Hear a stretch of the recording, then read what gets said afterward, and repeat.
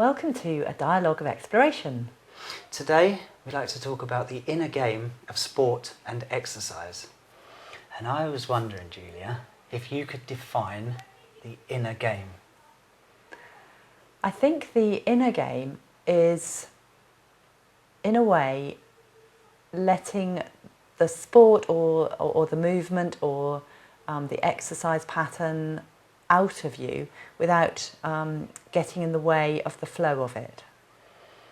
Okay, that's interesting. So letting the sport out of you without getting in the way of it. Yeah, it's more the movement, because all of sport, whether it's a team game or a endurance sport like running or swimming or cycling, or an exercise routine in the gym, anything, it's your body. Obviously, your body is your instrument.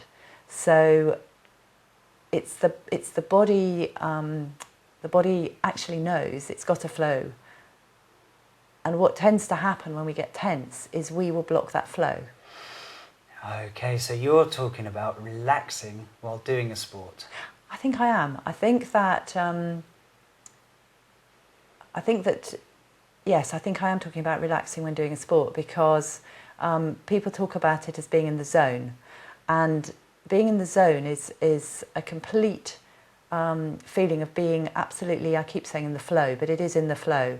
And the flow is about being entirely in the step. In my experience, it's always been in running. So my in the zone experiences, which happened more and more the more I relaxed, were about there being a timelessness, a feeling of absolute relaxation within motion. So it's a kind of stillness within motion. So obviously I was going forward, and obviously at my very best I was going forward very fast.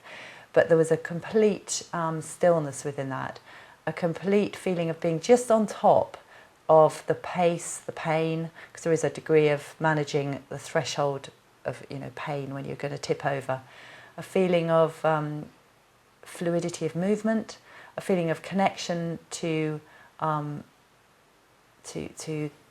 source energy, a connection to the earth, just a complete relaxation, yes, and no tension and no stress about the outcome, no stress about the time, the result, just absolutely letting the result take care of itself by being present to what's going on. So you're talking about it being a meditation? Yes, I am talking about it being meditation, yes. So can I ask, what about mental attitude? Where does that come in to that equation? Is it important? I think it's using, yes, mental attitude is, and obviously there's the whole aspect of positive mental attitude in sport, and there's a strong mind, and all of those things are very known positive characteristics to achieve in sport. But it's using the mind as a tool. So clearly, in very difficult circumstances, when you're really flat out in a sporting situation, and absolutely in endurance sport where you're hanging on in there because the pain is extreme. You're in a cycling race, a running race, a rowing race. You've seen the pain, absolute extreme pain that people will be in, and therefore there is a mental toughness because the body's wanting to stop and the mind's going to will it on. Now within that there's something else of relaxation within that. So if you can relax within that degree of pain, within that degree of intent to know you're going to get to a finish line, if there's a relaxation within that, then I think that you find there is more in the body than you ever dreamed. I mean, I think there's been these situations apart from sport where you've heard of people picking up a car when their son's trapped under it, or unbelievable feats of strength. So there is something else in the body. So yes, there's a mental application of being mental toughness, it's described as, all those things which are part of it, but it is using the mind as a tool rather than getting caught up in the tension of the mind and a kind of have to, got to attitude. It's more a being present and being connected to the process, letting that unfold, and the outcome will take care of itself. So it's back to not being too attached to an outcome and tapping into resources that maybe we don't know we've I think so, because you see, I've competed at a very high level, so I do understand that. I do understand about there being an excitement in going for a goal.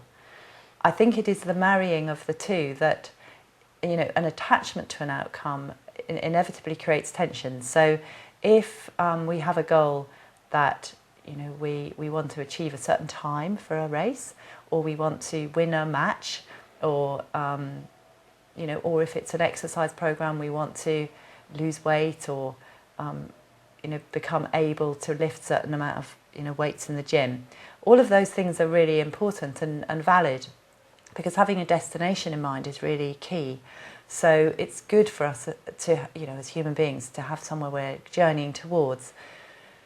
But then it's staying in the step. It's then doing everything in our power. So it will be applying ourselves. It will be looking after our body, getting a good training program, getting a good support network, getting a good coach, good training partners, anything that's needed to help us get to our destination. And then it is letting go of an attachment to that outcome, because it's then trusting. It's trusting that we do what we have to do and the rest will take care of itself. And that, I think, is the combination. So that then, yes, developing the strength of mind, the ability to withstand difficulty and challenge and keep going. But actually, there's nothing we can do if we turn up at a race and then there are people who are better equipped, got more ability in their body. You know, actually, we can only do what we can do. And yes, I think there is, you know, more within us than we know. Within that, I've kind of contradicted myself, but there's also more within ourselves than we know. It's interesting to me that you've mentioned tension and letting go of tension a few times. And it's a funny thing, isn't it, to train with tension when actually it's that tension that can drain us of energy. Yes, I think we were talking today, weren't we, because about how to be a human being on this planet, we have to have a certain amount of tension to stand up and move about and engage with one another. And it's absolutely just getting that balance of just the right amount of tension to do everything we need to do, but to stay relaxed within all of those movements. So we are, as I said, the body is our instrument, particularly if we're doing sport. So it needs to be aligned, it needs to be finely tuned, it needs to be nourished properly, you know, given the right petrol as if it were a car, given an MOT, all the things we do if we have a car or a motorbike or anything that we hope is going to take us from A to B. So there's that, but within that there needs to be a relaxation in our being of not letting our ego get attached to the outcome. So it isn't that we are a better person if we win or a lesser person if we lose. And I think that's the thing that's important, that we are just ourselves and we are expressing ourselves through the game. So it is, when we talked about the inner game, it's about becoming really at ease with who we are, doing the things necessary to perform in our given chosen sport, and then trusting that from that the success and the outcome will arise.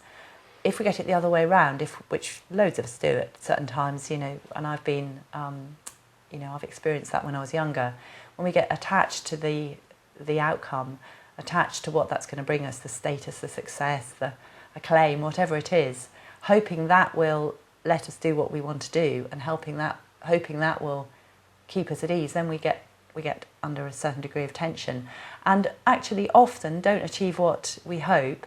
And if we do, we can often lose things along the way. So we might drive hard for a goal, might achieve it, but in the journey to that, we might get injured or ill, not get there, or we might be exhausted after it. We might lose friendships or relationships. We might suffer at work because we're too tired. So I think the main thing is that all of the attributes that we're developing that help us master our sport, they actually need to be things that we can take back into life and make us a better master of life, actually. You see, that's a very interesting thing, isn't it? So that's a much more holistic approach to exercise. It's not, and to sport. It's not going out and running or rowing or whatever it is your chosen sport is. It's about an attitude with which you're doing that and the rest of your life. I think so, because I'm somebody who clearly absolutely believes in working hard and discipline, because they'll be my sort of watchwords all my life. But I think that it isn't about not applying ourselves. It's not about not having a really incredibly high goal. We can strive for the stars, because I think it's in the striving for the pinnacle, by seeing going for the top of the mountain. Actually, that's where we find out who we are, because by setting a really high goal, the journey to that goal is where we will discover so much about ourselves.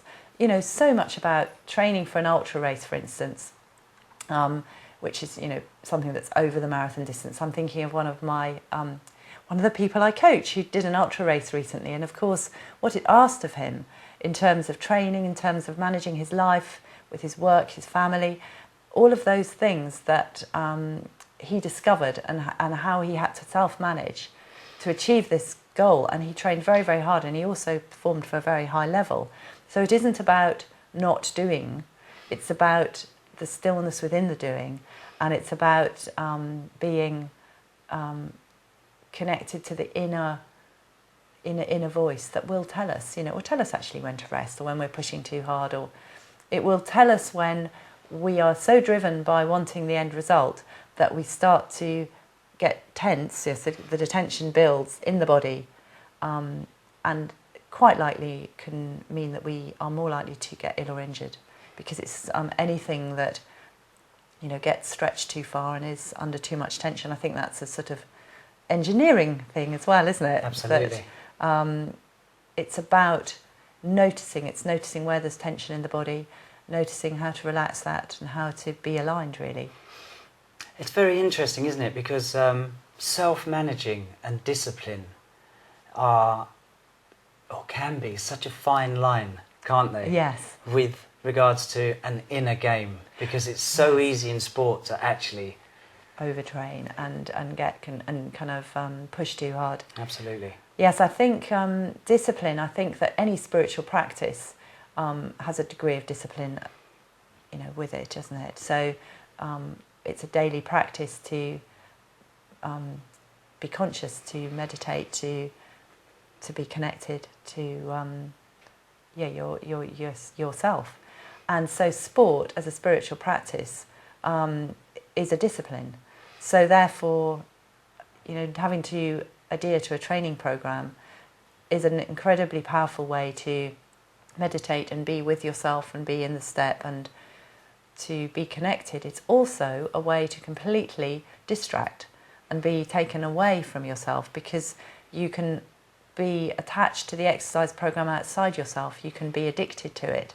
And of course, any addiction is about trying to find that connection to yourself with something else outside, trying to find that sort of inner peace outside. So therefore, sport, of course, can be that, and a training program, because it can be a driving force that's driving you hard and taking you away from yourself. So you're right, the line is so fine.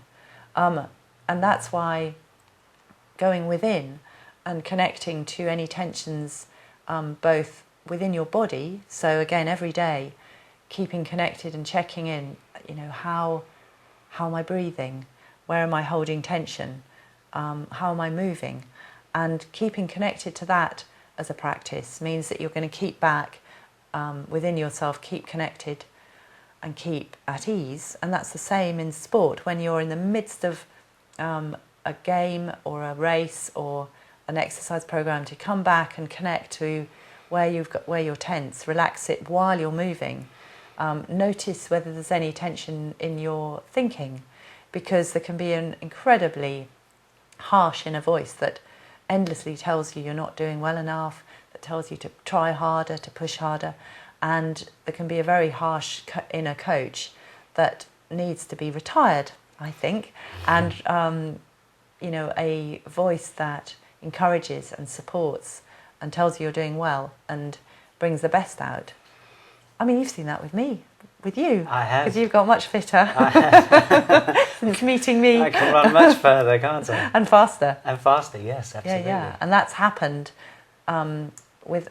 almost, I don't know, what would you say? Would you say it's happened without noticing? Because you've known me 6 months, 7 months. Yeah. And you've today we did a training session that I can see that very soon I'm going to be pushed to keep up with you. I don't know about that. I would say for me, I've noticed more in the last couple of weeks, but I think that's based on probably the last 5 or 6 months of running distances with you. All right, yes, yeah. So, but what has happened is that I haven't pushed you. No. In fact, if anything, I've held you back from that push. You have, yeah. And then what's happening is you're running faster than you've probably absolutely ever run. I have, yeah. And further. Yeah. So that the way that I would coach another person is to bring them back off the push. Just go with where they're at, obviously stretching. I think rather than pushing, it's stretching. So it's stretching beyond what you've done before, but not pushing. It's listening to where that stretch is, so that it's a stretch without breaking. And just listening to where that is, because sometimes, the push is because there may not be a belief that you can actually do what you've set out to do. So almost you'll push to get there and push too hard and break before you get there, which, there's two things. One can confirm your doubt or let you off the hook. And it's, quite a destructive cycle that I've seen, quite a lot of people do. And something that was part of my makeup, where I would often push too hard when I was younger. Right. With a desire to get to my end result too fast. Absolutely. It's an interesting one, actually, because for me it seems that pushing disconnects, which is the complete reverse of what you were just talking about actually being connected and watching for your tensions. So pushing is actually creating tensions, isn't it? Pushing creates tensions, and although pushing at times obviously gets results, of course it does, it's hard, because the difficulty with pushing is you might, end with a good, an improved result, but you might not want to go back to the training, regime the next week, and you might not feel like getting up the next morning to do it again. And really, with any training program, it is, the consistency and sustainability that's the key. And it's about building emotional energy, building mental energy. It's about it's about not breaking down, it's about building up. Right. Getting my things muddled. But, people often break themselves down. I understand that. Yeah. But actually what a training program needs to do is build your body up, build up your emotional energy, build all those things and not break down.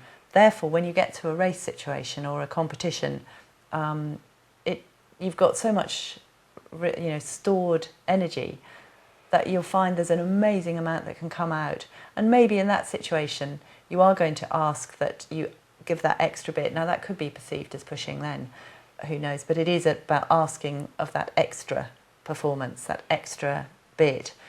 But it's about building up in the process before. And something you said about the push. Yes, I would say that it's about consistency. So it's about that doing things. I remember some quote, and I can't remember who it's by. So, but it's about champions do the things other people find boring. So it is about daily going out and doing the miles, doing the training, never stopping. And it can be sometimes a bit relentless. And when I was doing a lot of high mileage, in the 80s, I was doing 100 miles a week often. you know, you do your week and you think that's fantastic, I've run 100 miles, and then you go to sleep on Sunday night and wake up on Monday, you've got another week ahead of you. And that's the whole thing with any people, you know, training for Ironman, triathlon, ultra events all over the place. That is an endless thing, getting in the miles. But then the same with any team game. You know, it's practicing and practicing and practicing for hours and hours and hours. And there is a relentlessness. So therefore there needs to be a relaxation within that, an enjoyment, and also never rushing the results, because then you pull muscles, or the immune system can go down. Or get an injury. All those things, yeah. So, I mean, what about people like me who aren't interested in competing? Does my training differ in any way? That's interesting, because of course there are many people who are wanting to exercise for health and do sport for fun, and I think that's really important thing. And I've seen, though, that the same thing can happen, because again in our society people get quite attached to weight loss as an outcome, for instance. So that can be a rushed thing because they want to see the results, or they want to, they want to see the scales saying less and all of that. And therefore, again, if they set their own goals, or they want to be able to still run a bit, a certain faster time on the treadmill or outdoors, or they've got their own measures. So the still same thing applies. It's unusual that somebody doesn't have something they want to lift heavier weights in the gym or all of that. However, I think when people just have an exercise routine they repeat, sometimes they then don't improve. So there are people who don't have goals, who just go to the gym on a regular basis, or go and do their circuit of their walk in the morning or whatever it is. And that's a really good thing, because they are, of course, keeping their cardiovascular system strong and their body's more toned. But then they're not going to probably get as much out of themselves as they could without a goal. So it's a real balance again. It's a real balance between setting something to go towards that you can stretch yourself a bit for, because you see in gyms now people, they have challenges on the rowing machine, or challenges on the running machine, or kind of triathlons in the gym and things, because I think it's understanding human nature that we need a stretch, we need purpose, and we need a goal to be still within, because we are on a human journey, and being contemplative and still is a really important thing. And I think that we see whether we're still or not within the motion. So therefore sport's such an amazing metaphor for that, because you can't hide from where your tension is. Absolutely. Because you'll get an ache in your leg, or you feel overtired, or you're not quite getting the results you want, or you see a cycle of starting an exercise program and stopping, and that is something very common with people, or starting a diet and stopping. And my sense is that it isn't about a campaign, because campaigns do end. The very nature of them is they end. It is about finding a way of life that at its core is about moving our body, stretching it to do more than it did before, finding out what we could do. And it tends to be that having destinations along the way often works for people. Right. For that. Yeah. But it doesn't have to be that. But it still is a way of exploring who we are, finding out how to express ourselves. And I think that therefore it's about a journey of self-knowledge, really. It's about the inner game means that we find out more about ourselves in that journey. Absolutely. And taking that from what we've learned in sport into the world. Yes, absolutely. As we said, it's about all of those skills that we learn in applying ourselves in exercise or sport or dance, or all these things where it's our body, and we are expressing ourselves on this planet through our body.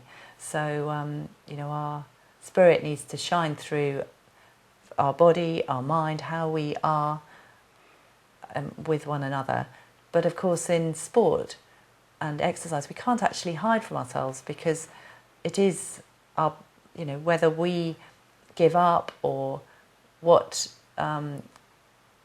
what we are doing within a game situation, a training program, just our own exercise routine, we come face to face with ourselves, and it doesn't matter about the other people. Comparing ourselves with other people is really, really negative. I think competition in its most positive is about stretching ourselves to be more than we were before, but not comparing ourselves negatively with someone else, because we've all got different gifts and different abilities. So it's actually about using what's out there, seeing what other people are doing to inspire us, and seeing what we can aspire to, but with a healthy awareness of our own abilities, but also within that stretching to see if we can do more. And so yes, it's a whole metaphor, and a very powerful metaphor for life. I think it is. I think it is, very much so.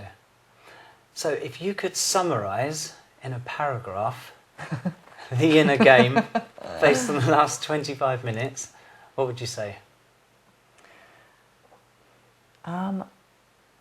I think it's about, the inner game is about recognising that our body is our instrument, and that therefore if we want it to play its best tune and express at its most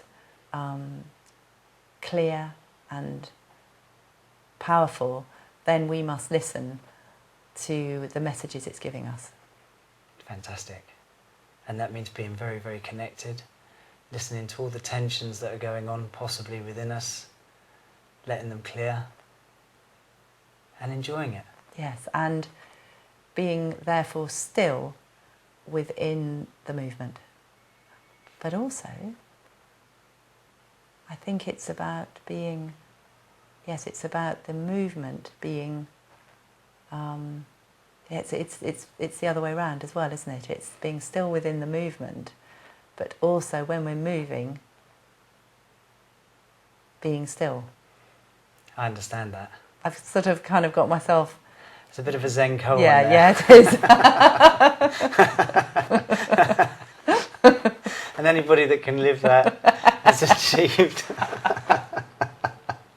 the inner game. Try that. Yeah, that's the inner game. Hey, fantastic. Fantastic. Thank you. Thank you.